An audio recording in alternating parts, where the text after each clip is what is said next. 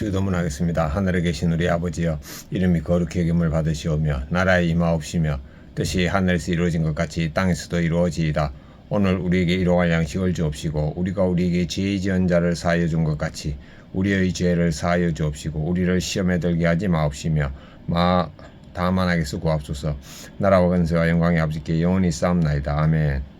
찬송가 새 찬송가 352장, 통합 찬송가 390장, 십자가 군병들아 찬양 드리겠습니다.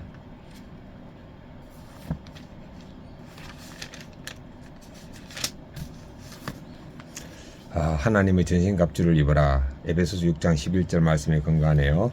십자가 군병들아 예수님 위해 일어나 기들고 앞서 나아가 굳세게 싸워라. 예수님께서 성전하고 영광을 얻도록 거군대 거느리사 널 이김 주시네. 아멘. 아멘. 하나의 말씀 사무엘하 2장 1절부터 11절입니다. 그 후에 다윗이 여호와께 여쭈아뢰되 내가 유다 한 성읍으로 올라가리이까? 여호와께서 이르시되 올라가라. 다윗이 아뢰되 어디로 가리이까? 이르시되 헤브론으로 갈지니라. 다윗이 그의 두 아내 이스라엘 여인 아히노암과 갈멜 사람 나발의 아내였던 아비가일을 데리고 그리로 올라갈 때에 또 자기와 함께한 추종자들과 그들의 가족들을 다윗이 다 데리고 올라가서 헤브론 각 성읍에 살게 하니라.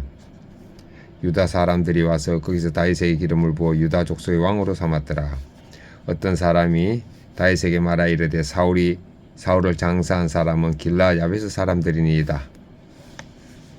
하며 다윗이 길라 야베스 사람들에게 전령들을 보내 그들에게 이르되 너희가 너희 주 사울에게 이처럼 은혜를 베풀어 그를 장사했으니 여호와께 복을 받을지어다. 너희가 이 일을 하였으니 이제 여호와께서 은혜와 진리로 너희에게 베푸시기를 원하고 나도 이 선한 일을 너희에게 갚하리니 이제 너희는 손을 강하게 하고 담대히 할지어다. 너희 주 사울이 죽었고 또 유다 족속이 내게 기름을 부어 그들의 왕으로 삼았음이니라 하니라.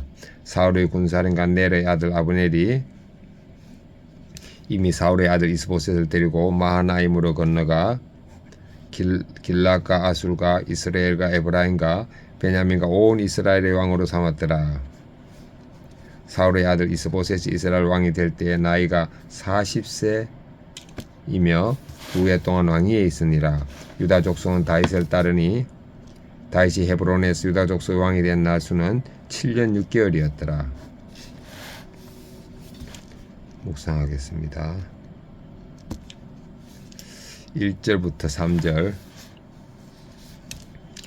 다윗이 여호와 하나님께 유다의 한 성읍으로 올라갈 것인가 물으면서 어디로 갈 것인가를 묻자 여호와 하나님께서 헤브론으로 가라고 하셨습니다.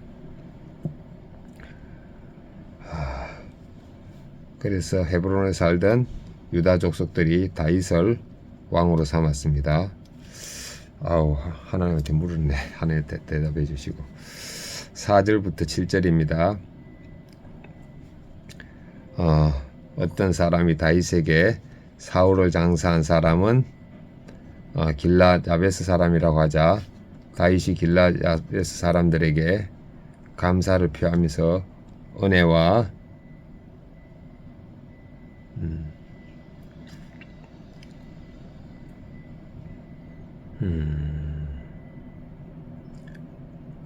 하나님이 은혜와 진리로 갚아주시기를 기도하면서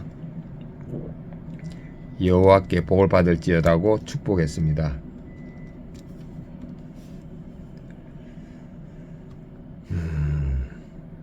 또 8절부터 11절입니다. 사울의 군사령관 아브넬이 사울의 아들 이스보셋을 데리고 왕으로 삼았습니다. 그래서 이스보셋은 2년 동안 왕위에 있었고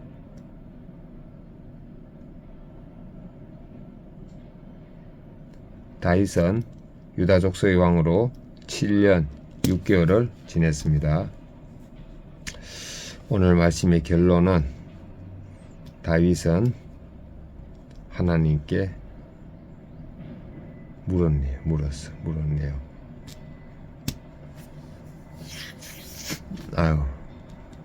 적용하겠습니다. 첫째, 저는 죽었고 예수님이 사심을 의식하면서 예수님께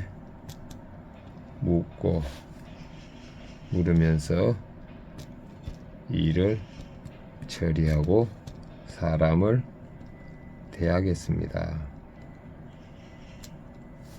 두 번째, 왼손은 주먹을 쥐고 예수님과 십자가에 못 박혔음을 의식하고 오른손은 주먹을 쥐고 예수님과 손잡고 있음을 의식하겠습니다.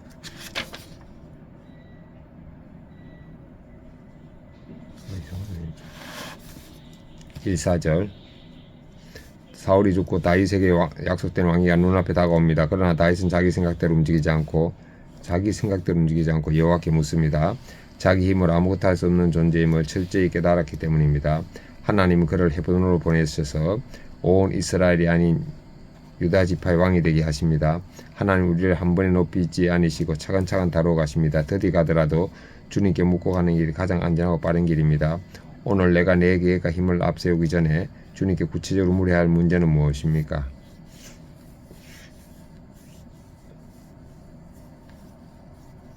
그렇네요.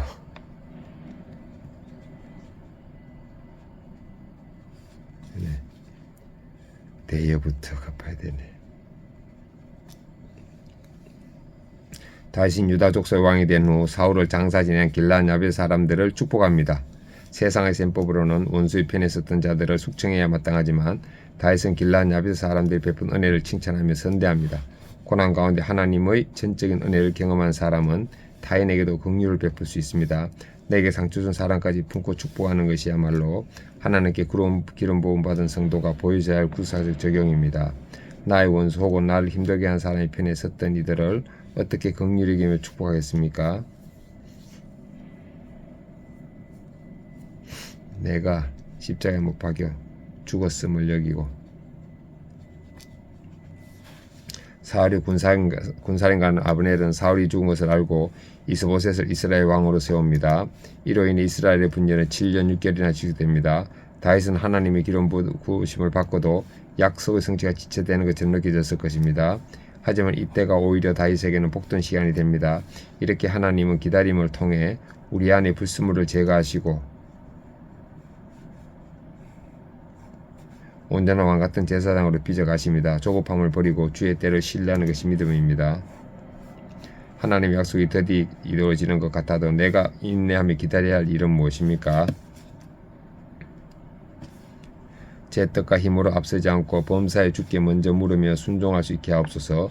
고난 중에 배운 긍휼의 마음으로 저를 힘들게 한 원수까지 축복하게 하옵소서. 약속이 드디어 이루어지는 듯한 현실 속에서도 주님의 때를 잠잠히 기다리게 하옵소서. 묵상간정 가장 평안한 때 조창근님, 저는 어려서부터 형과 비교당하며 존재감 없는 아이로 자랐습니다. 그런데 가슴이 답답하면 저도 모르게 끙끙 소리를 내거나 입을 크게 벌리고 눈을 깜빡거리니 사람들이 이상하게 쳐다봤습니다. 한참 후에야 이것이 ADHD 즉 T장애인 것을 알았습니다. 그런 제가 궁금한 게 생겨 어른들에게 물어보면 돌아오는 대답은 몰라도 돼. 알아서 뭐하게였습니다. 그러다 보니 저는 점점 사람들에게 묻지 않고 소극적인 아이가 되었습니다. 제가 초등학생 때 부모님은 돈 문제로 매일 싸우셔서 끼어들 수 없었습니다. 하루는 다툼 끝에 어머니가 이렇게 살 바에 죽어야겠다며 약을 드셨습니다. 그때 큰 충격을 받은 저는 부모님의 이혼을 아버지 탓이라고 여기며 아버지를 원망했습니다. 그러다 보니 커서도 인간관계에서 제가 지켜야 할 질서가 있음을 몰랐고 질서에 순종이 안 되니 한 직장에 오래 다닐 수 없었습니다. 그럼에도 사랑의 주님은 아내를 통해 저를 큐티한 공동체로 인도하셨습니다. 그곳에서 저는 질서에 순종하는 법을 배우고 다윗처럼 하나님께로 여쭙고 답을 구하는 훈련을 받았습니다. 와, 대단하네. 그렇게 하나님이 이끄시는 대로 따르니 어느 순간 원수처럼 여겨지던 아버지에 대한 원망이 사라지고 삶의 희망도 생겼습니다. 요즘 저는 지금 태어나서 가장 평안하다라는 말을 자주 합니다. 이젠 하나님의 약속이 드디어 이루어지는 것 같은 현실 속에서도 다윗처럼 주의 때를 신뢰하며 하나님께 여쭈아뢰는 인생, 하나님 이르시는 대로 나아가는 인생을 살기를 원합니다. 적용일, 큐티한 뒤 하루에 한 가지 이상 하나님께 여쭙고 행하겠습니다. 두 번째, 사무실에 여분의 큐티인을 비치해두고 방문하는 분들에게 전하겠습니다. 아멘. 세 번째, 나도 하루에 따라해야 되겠다. 하루에 한 가지 이상 예수님께 여쭙고 하겠습니다. 일을 처리하겠습니다. 적용일, 저는 죽고 예수님 사심 의식하면서 예수님께 물으면서 일 처리 사람을 대하겠습니다. 하루에 한 가지 이상씩. 왼손을 주먹 쥐고 예수가 십자가 못 박혔음을 의식하고 오른손을 주먹 쥐고 예수가 손잡고 있음을 의식하겠습니다. 아멘. 그리고 네 번째, 교회 대여 완납하겠습니다. 주여